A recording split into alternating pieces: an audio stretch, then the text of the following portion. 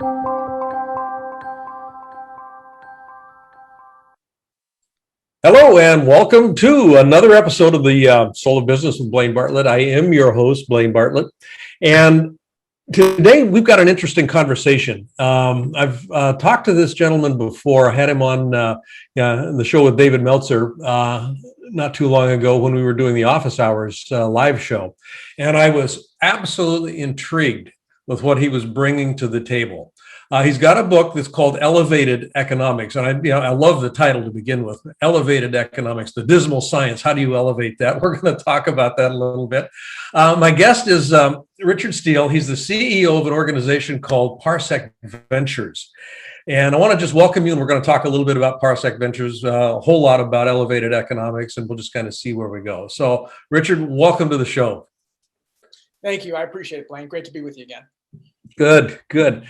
Well, let's just kind of start with your vocational area, which would be Parsec Ventures. What's going on with that? Because I do want to touch on that, and I want to give you an opportunity to talk about it because it's kind of unique in what you're doing there. So sure, appreciate it. Happy to tell a little bit about it. Parsec Ventures, we really invest in early stage, mostly subscription-based technology businesses. We're focused on, backing the jockey, not the horse. So really focus on the leader of those businesses. Really exceptional leaders is what we're looking for and who we're looking to back. Most of our stuff is subscription-based tech, although we do have some what I like to call opportunistic investments as well. So we do have on the subscription-based side, boxed apparel companies and sales software and measurement technologies. We've got some government technologies. We do some fund-to-fund stuff as well. And then there's a real-time engagement social media platform that we're just made an investment in, as well as a whole host of other things, some cryptocurrency, not a ton, but a little bit of exposure there. We just think that's prudent. And we have entertainment, hospitality, leadership training as well. Those are more on the sort of the opportunistic side, and do advisory work across ESG and a whole bunch of other areas, fintech and wealth management and impact measurement, things like that, that we talked about, I think, on our last show. But happy to go in any of those or talk more about the book or however you want this to go. Okay. Well, just one quick question here. Parsec, that's a very interesting name. It has a lot of implications for speed and also, I think, for different dimensionality. And I'm just kind of waxing poetic here. What led you to choose the name Parsec Ventures? Sure. So, it is blatantly a Star Wars reference. So it's based from a line in the original movie, but it is a unit of distance, not necessarily of time. And it's just a very interesting astrological concept. Mm-hmm. And I thought that in the context of what we were doing, it just fit. Plus, it has a nice ring to it. Yeah, good. Well, time and distance, kind of get conflated because 60 miles per hour. It's everything gets kind of chunked together there, and time to market is important. All of that sort of stuff. And you mentioned that you bet on the jockey, not the horse. And remember you saying that earlier in an earlier interview that we did. I do a lot of work in leadership, as you probably know a little bit about, and the jockey becomes really important. So I'm going to segue, where I'm going with this question into a soul of business question as well here. But what do you look for in a leader, such that you're willing to, put your money where your mouth is, so to speak? Yeah. So great question. I would say that, two things. Number one, there's a guy named Brad Feld who co-founded Techstars, and a very, very, very nice guy. He's been very supportive of my book, as I have been of his. And he said something once that really stuck with me, which was, you have to love the entrepreneurs that you back. And he sort of took a pause. He says, not tolerate, you have to love them. You have to love them. You're going to be in the trenches with them. There's going to be good times. There's going to be bad times. You really have to love the entrepreneurs that you back. And so I thought that was an interesting sort of opening salvo on sort of the list of criteria that you go through when you look for exceptional leaders. I'll answer sort of the second part of that question also with an anecdote. One of our opportunistic investments is a leadership company, leadership development, leadership training company. And the leader of that company is a guy named Jason Caldwell. The company's called Latitude 35 or Lat 35. And Jason set the world record for rowing across the Atlantic Ocean. I mean, just a tremendous. I knew that name. Yeah. Great guy. Yeah, no, he's referenced in the book a couple of times. He spent probably half an hour. We did a walk and talk. We did sort of a trail meeting because of COVID. We can't see each other, but we went outside and walked the trail, or walked a trail together. And he spent probably 30 to 40 minutes taking me through this issue that he was having. And I was kind of wondering, where's he going to get to? He's a bit esoteric. Like, what's the point? What does he want to know? What does he want to glean from me? And the whole 30 to 40 minutes was just him making sure that he was treating one of his partners correctly. He spent half an hour making sure that his partner was getting a fair shake on the way that the economics of one of these deals worked out. And you know, if you can end up backing somebody like that, you know, the world is your oyster. Yeah, oh, that's great. You know, so which actually kind of leads me to the question I ask all of my guests. Yeah, when you hear the term, the soul of business, what does that evoke for you? Sure. And I thought about this. I've heard some of your other interviews, and I thought about this, and I kept on coming back to culture as a component of the soul of a business. And it's interesting. In one of my favorite HBS professors, a former professor, a guy named Rob Kaplan, he's currently chair of the Dallas Fed at the moment. And we would go through some of these leadership exercises, and he would talk about the culture of an organization, not as something that is defined on paper, but the set of norms that rises to the surface over time. Basically, how do we behave? How do we treat each other? What sort of things do we do? So in a practical sense, are we an email company, or are we on Slack, or are we text? You know, are we a nights and weekends type of company, or do we separate and segment, you know, family life and personal life versus work life? You know, what are sort of the standards for how we talk to one another and what's tolerated within the business? So all these little nuanced ways of behaving that influence the company culture, and of course, it's influenced massively from the top and from the CEO, and there are, you know, things that you can say that you do versus things that you actually do. And to me, and to a lot of my classmates who were going through the same exercise with this professor, it is the culmination of those things that defines how we treat one another and what the internal culture of or our organization is. So I thought that might be an interesting way to at least start the conversation around culture and the soul of a business. But I think that the way that you begin to interact with everybody, what's tolerated, what's accepted versus what isn't over time, can lay bare the soul of the company. Yeah. Yeah, a number of folks that I've had on have spoken to culture as being, you know, either the gateway to or the exhibition of the soul of the business. And I'll just check. I mean, yeah, you come from, you know, and you mentioned HBS, Harvard Business School. You've been on the the alumni board. So I mean, you're pretty active with the school, and Harvard is renowned for putting out exemplary business leaders, and the world is changing. And so part of my curiosity, and this is partly in concert with both elevated economics, but also my notion around compassionate or conscious capitalism, and there's a little distinction that I make between those two. What are you noticing that marks out the distinction between where we're headed as opposed to what was traditionally taught in B school, when you were there? So Blaine, that's a really, really interesting question. Okay, so the dean of Harvard Business School in 1908, Dean Edwin Gay, he Hmm. said that the purpose of business is to make a decent profit decently. And I think over the last 110 years or so, we've diverged from that quite a lot.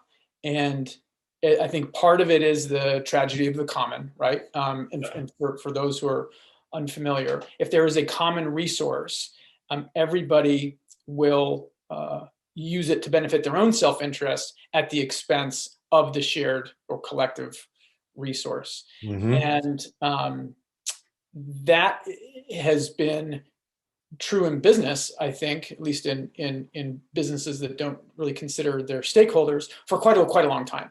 Yeah. And what I mean by that is companies can make an extra buck if they, let's say, if a company can make an extra buck by foisting some sort of negative externality on the population in the form of, let's say, a pollution, for example. They'll do it because they can make more money, or at least they can do it if they choose, because they can make more money. So I think we've lost sight of the purpose of business as really codified by that statement from the dean, 100 years ago, versus what we have today. And well, I'll pause there. I have a lot more to say on this, but I'll pause there if you want to ask a follow up. Yeah. Well, because this is going to take us into the book, Elevated Economics. But I'm hearing, I hadn't heard that quote, from the dean. Make a decent profit decently. I remember, Ayn Rand in 54, I think it was 1954. She wrote a couple of books, Fountainhead, Atlas Shrugged, and she at one point said that the purpose, not the purpose of business, but capitalism is the best economic system for fostering rational self-interest. And that was the whole John Galt narrative that kind of went into play there, which was in stark contrast to Adam Smith's original positioning around enlightened self-interest. And you mentioned the tragedy of the commons. Rational self-interest is what generates the tragedy of the commons. My read on elevated economics, my take on it, is that it's a way of addressing. It's a paradigm for addressing and moving back towards a little bit more of an equilibrium, more towards the enlightened self-interest. So I'd like to have you talk a little bit about just kind of how you see that, and am I on the mark with that? I'm making an assumption here just based on my reading of it.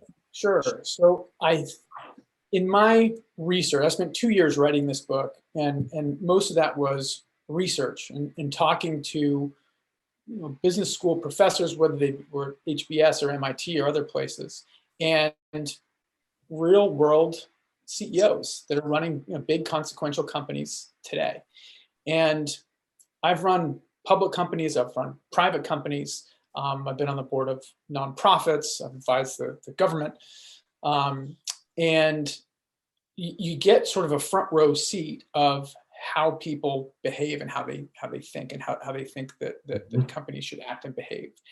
And I think that now, as a result of a variety of factors, climate change, diversity and inclusion issues, racial injustice, regulation, new accounting standards, the investing in consumption habits of the next generation, all that against the backdrop of the accessibility of all information, that you've got a generation or generations of people who are beginning to redefine what's in their self-interest.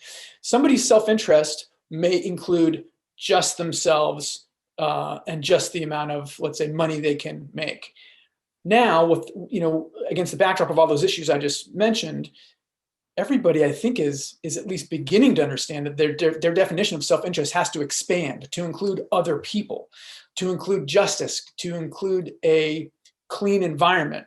And the shareholder-centric model, right? Milton Friedman's theory of shareholder primacy, which was basically, make money at any cost, is being replaced with a stakeholder-centric theory or thesis.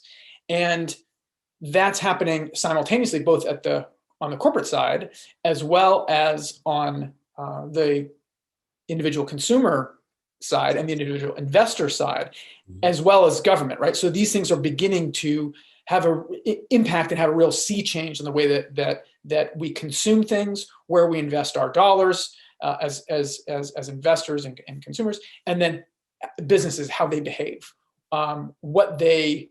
what actions they will take. Not just what they say they'll take. We can talk about greenwashing and impact washing in a sec, but what they actually will do going forward and how they behave. And we will, as a class of consumers and investors, reward them with our dollars, because our definition of self-interest has now expanded to include others and the environment, etc. So I'll stop there. That was again a long answer to a short question. No.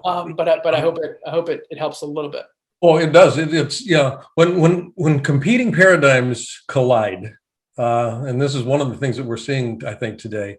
The paradigm that has the capacity to absorb the other actually will become the dominant paradigm. And I think just the way that you're beginning to define rational self-interest in an expansive way, it doesn't subjugate, what's in it for me, but it does. It poses an invitation. What's in it for us, right? Yeah, what's in it for us? Yeah, that me to we migration, which becomes very interesting. When we come back, we're going to take a real brief break. When we come back, I want to talk a little bit about some of the research that you've got in your book and just kind of how that actually supports some of the stuff that you're talking about. So folks, we'll be right back. I want to thank you for listening. I want to also invite you right now to go to blainebartlett.com. And on that site, which is my personal website, you'll see services up on the top menu. I'd like you to click on Leadership Mastermind. Now, why I want you to do that is we have structured a mastermind program that is very unusual and it is very powerful. And by going onto that site and clicking that link, you'll be taken to a landing page that is an invitation to join this mastermind. It's a 52-week-long exploration of what it takes to be a highly effective leader in today's fast-changing environment. You won't regret it. And if you've been liking what you've been listening to on these Soul of Business podcasts, how does one become a leader that can keep connection to the soul of business? That's what we look at. That's what we're about in this mastermind program. So again, go to blainebartlett.com and click on the services link, and there you'll find the link to the Leadership Mastermind program. Look forward to seeing you there. Thanks for listening to this little commercial, and now back to our show. Welcome back. I'm speaking with Richard Steele. We've got a book on the table here, Elevated Economics, and a lot of research, a couple of years of research went into the writing of this book, Richard. What are some of the major findings? And you were alluding to them just a little bit before we took the break, but what are some of the major findings that you can cite for this move towards in a more expansive sense of rational self-interest? Sure. I'll go through a few of them. Number one was August 19th of 2019. Business Roundtable issued a new statement of the purpose of a corporation, saying that the purpose of a corporation isn't just to make money. It's delivering value to customers, investing in our employees, dealing fairly and ethically with suppliers, supporting the communities in which we work, and then last of the 5 elements that make up the statement on the purpose of a corporation, very last is generating long-term value for shareholders. Mm-hmm. So that was a huge, huge sea change. We talked about Milton Friedman and his theory of shareholder primacy. We talked about that before the break. And his series of essays just had its 50th anniversary and got absolutely skewered by a whole host of modern day CEOs. And so the Business Roundtable, which is a policy and advocacy group of the CEO, made up of the CEOs of America's largest companies, has made that change. So that was one. I'm happy to pause there, but then I can go through and talk about some more if you'd like. No, I mean, just keep going, because I knew that those two would come up, and I'm very pleased to hear that they did. Sure. So Go ahead. The sea change in investing that we're having towards ESG, which is environmental, social, and governance, ESG investing is huge. So again, ESG investing is this growing category of investment choices that blend traditional investment evaluations with environmental, social, and governance factors into them. And so you've got folks like BlackRock, Larry Fink saying, look, investors are shifting to ESG focused firms in droves, and companies are embracing stakeholder capitalism, and the ones that are outperforming their peers. Yeah. And there's a huge growing number of investors who are focusing on climate change. There are now over 2,700 ESG funds in the market. You look at what's happening on the corporate level as far as companies that are saying that they're going to get to zero emissions and get to net zero. You look at that, there were 500 companies that made those pledges in 2019. There were 1,500 in 2020, and that trend is continuing here in 2020. You look at the banking sector, they are all pledging now to get to net zero financed emissions. HSBC, JP Morgan Chase, Bank of America, Barclays, Morgan Stanley, NatWest, they're all saying we're going to get to net zero financed emissions. So what does that mean? That means they will not finance projects like drilling for oil in the Arctic. Okay, that's fantastic. Guess what? That means that the cost of capital, the interest rate that companies who do those projects have to pay will go up because they're going to have to go somewhere else to get that financing, right? Supply and demand. There will be less supply of money to those folks who are extraction companies, mining, drilling, things like that. And so their cost of capital will go up to the point where at some point those projects will become not viable, right? From a financial perspective. You've got CEOs responding to Citigroup's report that found that racism has cost the United States $16 trillion. You've got CEOs pledging 1 million jobs for Black Americans. You've got CEOs now taking a stand against these social issues that we see, Black Lives Matter, all this terrible, terrible stuff with the attacks on Asian Americans that we've seen recently. And there is a sea change. There is a shift now that hasn't happened before. So we've mentioned the financial sector. We've mentioned the private sector as well. Now, if we look at what the government will do, you've got 823 cities and 101 regions having net zero targets for their own cities and regions. That represents about 6.5 gigatons of greenhouse gas emissions, which is just huge.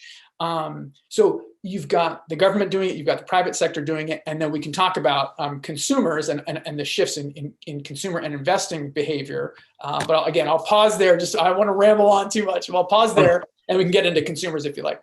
No, and we will here. I love this. I love this data because for me,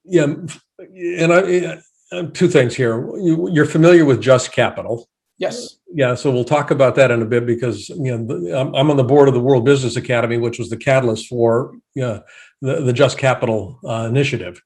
And the other piece to that has to do with my position that business being the most pervasive force on the planet, it has a moral responsibility to actually step up and attend to the welfare of all.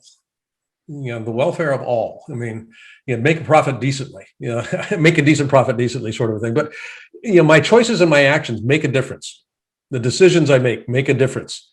And if I had a way to enforce this, I would require every business leader to take the business version of the Hippocratic Oath. First, do no harm. And, through that sort of a scenario, consumers begin to actually make a big difference in terms of where they actually go with their dollars and or their yen or their franc or their euro or whatever it might be. The Just Capital, for those of you that are listening that aren't familiar with that, do you want to elucidate on that just a little bit? I think you're much more close to them and maybe could explain that better. But I wanted to come back to your point about consumption. But go ahead with Just Capital. Just Capital, just very simply, has to do with one of the notions that what gets measured gets paid attention to. And traditional GAAP standards, accounting standards, paid attention to traditional metrics, shareholder return, ROI, just very simply those sorts of things. Just Capital said, wait, there's more to pay attention to here. And if we can actually get business leaders, particularly large enterprise business leaders, paying attention to different metrics that have teeth in them, that have, and I say teeth, not from an enforcement perspective, but they're statistically valid in terms of the impact on the efficacy of the business. Things like a decent living wage. What does that translate to in the health and well-being of the neighborhoods in which your workers are coming from? And so they started looking, and we spent about 2.5 years actually vetting these metrics, vetting the correlation between different metrics. And 2 years ago, I think it was 2 years ago, the first Just Capital 100 was published. And part of the intent was to have it kind of go head to head with the Fortune 100. More of a traditional metric, but the Just 100, some of the same firms actually ended up on the list, but it's beginning to get a little bit of traction. Actually, it's beginning to get quite a bit of traction. And there's a whole backstory of where the idea originated that I won't go into right now. But consumers start paying attention to that, and the Edelman data that surveys, particularly millennials, where are they going, how are they working, what are they paying attention to? That's a consumer-based metric that is, I think, dancing fairly closely to what the Just 100 is actually measuring. So with that kind of a long riff, where do you see the consumer role in all of this? So and to go back to the Just Capital rankings, which I think they're most well known for. There's always these rankings in various news outlets, whatever. The New York Times has them. The Journal has their listing of top sustainable companies. Just Capital has them as well. Microsoft, Nvidia, Apple, Intel, Alphabet, JP Morgan, right? These are some of the ones on the Just Capital list that you might see on some of the other lists as well, as far as most sustainable, most sustainably managed. There's some different nuances there. I think Just Capital does a really, really good job of making that information searchable. We used to call like machine readable, right? You want that information to be machine readable, to be useful to people. So I think that plus some data visualization makes Just Capital a really interesting resource for a lot of folks. But I want to go back to your point about consumers. I brought some props today, believe it or not. Great ones. But I was talking to my daughter, who's 11 years old, and I'll reference her again on this call. And I said to her, look, we can go on the computer, and we can buy, bottles of water like this, and you buy a couple of pallets of bottles of water, maybe 2 or 3 pallets of bottles of water. It might cost you $20, or you can get a, reusable container and use that for about the same price. And then you think about the impact, right, in single-use plastics and all that sort of stuff. To my daughter, that's a no-brainer, right? And she's very, very young, like I said, 11. But those types of decisions are happening every second of every day across the world. And there are more and more of us that are making investment decisions and purchase decisions based on that sort of rubric. And you mentioned some of the companies as well, and what gets measured, what gets managed, gets measured, gets done, right? Chipotle and Apple have recently, I think over the last couple of months, announced that they are going to link executive compensation to either diversity or environmental goals, or both. So, linking pay, you talk about incentives, right? If you link somebody's pay to how diverse their team is, well, what do you think is going to happen? They're going to have a great diverse team. So, putting your money where your mouth is I think, a bit of a sea change. Let's talk about investors, right? Right now, you've got about $17 trillion that are invested in sustainable assets. That's according to the US CIF. And over the next 5 years, by 2025, the assets in the United States, professionally managed assets in the United States, half of them, fully half, 50% by 2025, will be managed with an ESG mandate, right, in 5 years. That's incredible. So you're looking at about 69 trillion total, about 34.5 trillion of that will be managed with an ESG mandate by 2025, according to the US CIF. You got a lot of people that are saying, I'm looking at investing and I don't want to trade financial return for a lot of this tree hugger nonsense, right? However, you've got all these great studies. Morgan Stanley said, of course, you can invest sustainably without sacrificing financial return. They did a study on the performance of about 11,000 mutual funds, and they showed that there's no financial trade-offs. And guess what? The returns of the sustainable funds compared to the traditional funds demonstrated lower downside risk as well. Mm-hmm. So not only did they outperform, but they had lower downside risk. Barron's found the same thing. Morningstar found the same thing. The research is out there. So the interesting thing to me, the most interesting thing, I promise I'll shut up in just a second. I know I have a tendency to ramble on. Keep going. The most interesting thing to me is what I call the great wealth migration. Others call the great wealth transfer. There's $68 trillion, trillion with a T, of wealth that is going to transfer from the baby boomer generation to the next generations over the next 20 to 25 years. $68 trillion. 80% of the heirs, of the folks who are going to inherit that money, state that they'll look for a new financial advisor after inheriting their parents' wealth. 80% of them are going to find new ways to invest that money. It's incredible. And if you look at it, these are the generations that are willing to pay more for sustainable products. They're the ones that check the packaging labels to ensure that there's a positive social and environmental message there. And these are the ones to the tune of 83% of whom say, I agree with this statement. It is extremely or very important for me that companies implement programs to improve the environment. And that's just in the environmental consideration. As far as public company goes, before 2013, only about 20% of the S&P 500 disclosed their ESG information. Today, it's 85%. So 20% to 80%, 85% in 8 years. Just a massive, massive sea change. Yeah, that is. I knew you were going to be great. Yeah. Folks are tired of listening to me. They want to hear somebody that knows what they're talking about. No, this is good stuff. I mean, and I kind of had a hunch about where this was going, having, again, just looked at the book. There is a sea change, and I really am very positive about the outlook. I mean, you look at current reality and you go, oh my God, the house is collapsing around our ears. No, it isn't really. There is so much good afoot. And it's a function of people becoming more and more conscious and expanding, as you were saying, this notion of what does rational self-interest actually entail? Well, if it doesn't include you, I'm going to be compromised. If it doesn't include, most people don't know the source of their drinking water. They think it comes out of a tap. I'm very clear about where my water comes from. I care about that watershed.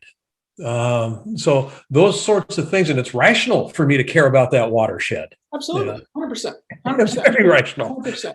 Look, I mean, out of the words of Babes, right? I mentioned my 11-year-old daughter. She said to me yesterday, that what she would like to tell the world is the world's a better place with you in it, but only if you act. Oh. Man, I mean, I wrote it down. I was like, it's just great. It's great. But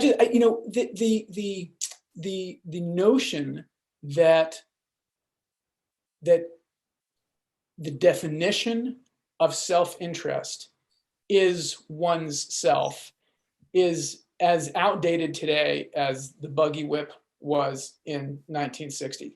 I mean, the sea change is here. To borrow a phrase from Lincoln that was then borrowed by Martin Luther King, the arc of progress bends towards the just. Yes. And we're living in an age that is very tumultuous, very precipitous, but very, very hopeful, because that next generation is going to inherit this planet and act so much better than any of us have over the last several decades. I love that. You've got to give your daughter a hug from me. I love that quote. I want to close with a question here, Richard. Yeah, how are you leaving the world a better place because you've been here?